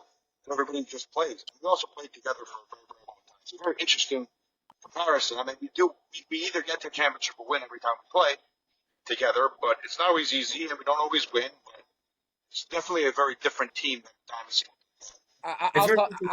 I'll tell you at least for me, the style, the way I pitch is I'm not a Diamantstein, I'm not a Steve Pollan, I'm not a a couple of the whoever's pitching for you, Uri. What's his name again? Pitching for you in the upcoming tournament. Max Adid. I don't have overpowering stuff. I don't have crazy spin. The way I pitch is to my defense, always. So when I was playing on that Uri Adler tournament team the last 2 years before this one, it worked great for me because their defense is stellar. Everyone could play. And that's what I do. I move the ball in and out. I change speeds. I got people to hit it into our defense. So I actually loved it. I enjoyed the ride. The first year in RSK was sort of a Cinderella story. I don't know if Uri would agree. I think he would. We came in, like I said, I basically joined Uri's LBA, a lot of his LBA guys that he played with. And everyone, I think, going in thought there was only 8 teams in that tournament. And, Menachem Diamantstein brought a team that everyone thought was going to destroy the competition. And we played a crazy game in that first RSK championship where we went into extra innings. I struck out Grossman looking, which we discussed in the last podcast. He then slams the bat into the fence, which is one of the craziest things I've ever seen in a game. Like, it literally, the place one of my favorite guys to play with, by the way. One of the funnest guys to play on a softball field with is this guy, Yoseph Grossman is awesome. I love him. He's fantastic. I've only met him a few times, but I love him already too. He's great. He's fantastic. We go on to win the first that first year championship. He brought up OBBL in the softball conversation, which doesn't go together. So it's not OBBL is not softball.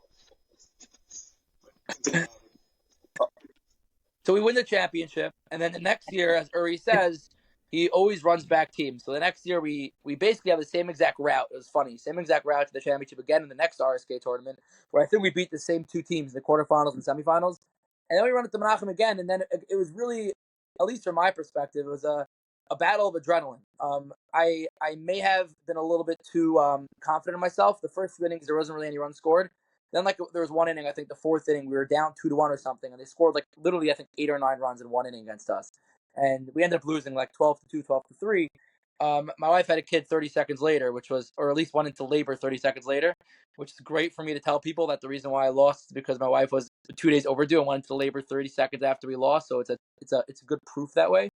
But after that happened, and Hank and Menachem and their team got their first championship, then we went into the off season, and I know we have to wrap up shortly. But this is, I think, the build-up that I wanted to get into. The off-season was this past year. We're heading into the 3rd annual RSK tournament. And then Uri decides to make some managerial moves. Uri, why don't you tell the crowd what happened going into the 3rd RSK tournament? Absolutely. You brought it up, so whatever I say, you brought it up. Just remember that. Okay? Very simple. As I say, if I win, I run it back. If I don't win, I try to get better. Really, the main thing is that you have to see where can you improve. And I'm not saying that he's a bad pitcher. I'm not going to tell him he's a bad pitcher, although whether I think that or not, I'm not going to say it on a podcast. But the point was, really, it went back to OL. So OL, we tried having a few pieces. It didn't really work out. The decision, I had to leave OL early. Most people know that. I had a family sent up. And we're dealing in the semifinals of the OL tournament. And we're down 10, whatever it was. Avi's pitching, whether it was errors or not, is irrelevant. They decided to make a pitching change just for the sake of, get the guys going. Not always just because, not always is it your fault, but just pitching change, let's get it going. And somebody with the initials AA had a complete meltdown in the dugout. I'm talking meltdown. And then there's a few guys on the team that came back to me and said, we don't want it. That's ridiculous. We can't deal with that. This is not a vibe of our team. We're usually a good vibe.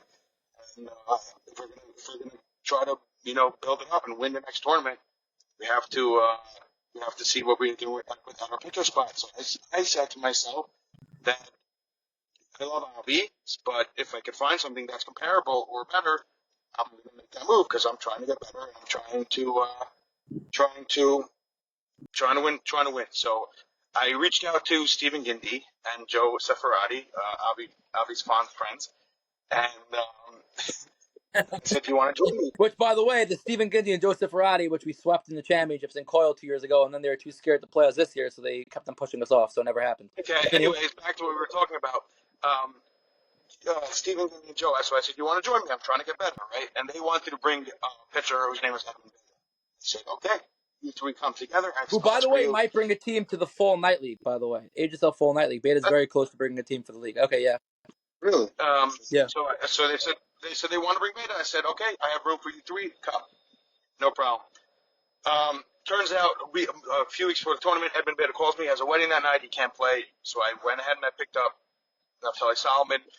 But the real thing is that Avi kept telling me the whole time, running it back. And I kept telling him, I don't know yet. Or like kind of hinting it like, I don't think so. He was just like, you can't be serious, like laughing it off. And eventually I told him, like, dude, this is not happening. So he went ahead and he joined Get Scream now. I'm in a lot of the Muncie guys to play. So the question comes up is whether 2022 or 2024 RSK is a more sweeter championship. So there's parts of it that's 2022 were definitely sweeter because it was the first year. We were definitely underdogs. We played crazy well to win it. It felt really, really good. But I think winning the semis in 2024 was sweeter than winning the championship in 2024 because Avi Adelman came in to pitch against us and we beat him 9-3. Completely. So we beat the team 9-3. I was 4 for 4 in that game. And the rest is history. So before we move on, my screen is my screen blank right now, Dave? Yeah. Okay, it's blank for a reason. So I wanna find a little something that Uri wrote up after the 2022 RSK championship, and I'm gonna pull it up very shortly. It's on my phone. While I'm looking for it, I just want to say that in the OL tournament, and if we're just gonna be super honest here, which I will, I'm a very intense pitcher. I'm also a very fun pitcher. On the mound, I am super intense. In between the games, I'm the most relaxed, chilled person you'll find. I make jokes, but I don't, I don't let people really manipulate me on the mound. I sort of am good at knowing where I'm at to an extent. I found that I at least from that OHL tournament, I think we were down 7-2 or 8-2. There was one inning we were down 3-2, and then there were 5 runs scored to make it 8-2. I just found it a little bit hurtful that the inning right after the inning ended, the individual who made arguably 3 if not 4 errors, which straight up caused almost all the runs, came over to pull me, which is why I lost it. Not an excuse for losing it, but just saying there. It wasn't like I got rocked for 7 runs and I'm like, no, I'm not leaving. It's an embarrassment to me. I would never leave the mound. It was just sort of 2 different situations coming together in the same moment.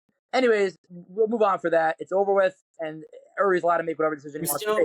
We're still processing it. It might take a few years. Something interesting to me though that's becoming clear to me.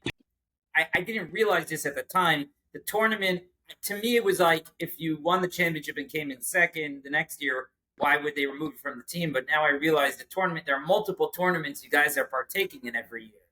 Got it. Correct. You like my hand motion? This is the multiple tournaments. So just to say RSK, we won and they came in second the next year. There's multiple tournaments that's going on. Got it. And a situation like that. I found the terrible and sucky part of being captain. That sometimes you have to make decisions that are not great, especially sometimes it's your friends. I try to keep it as boys. This is also a good swinging way back where we were talking about way earlier. It's another reason why if you go draft, it's a new team every year. There's no hurting. You don't have to cut anybody. There's nothing you have to do like that because every year it's a new team. Every year you're drafting new, so you don't have to deal with players that were playing for 5 years and they're not on the same level that they used to be on. Now you want to replace them, but you can't because they're on the team for 5 years. You don't have those issues because every year's a new team. What do you want to say? So I want to just quote. Off. I can leave and you can continue, Abby. Is that what you want to do? No, we can wrap up. I just want to say I want to say a quick thing. Avram Slinger, way to catch our Cy Young all day.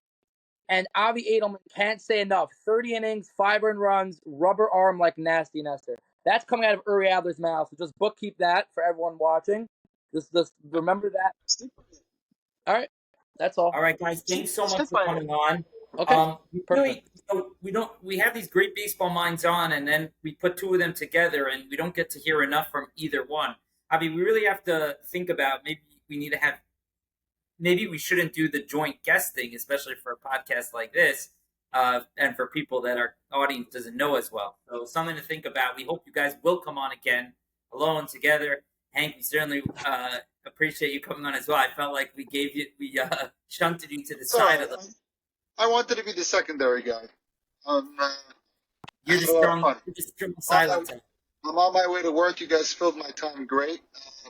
Actually, just got to the city, so I appreciate it. What do you do, Hank? We buy and sell goods, just like every other SY. Where's your office? Because I have a whole bunch of Syrians in my building where I work, 347 5th Avenue. I'm on 7th Avenue between 35th and 36th. All right, not so far from me. I have the Katzin Wholesale Dynasty in my building. Oh, my God. Yeah, those guys are big. They're big, Katzin, yeah? you said? Katzin, Oh, yeah. Kassin. Lord. I'm 70% SY at this point in my life, so. All right. The SY boy plays with. Thanks, guys. See ya.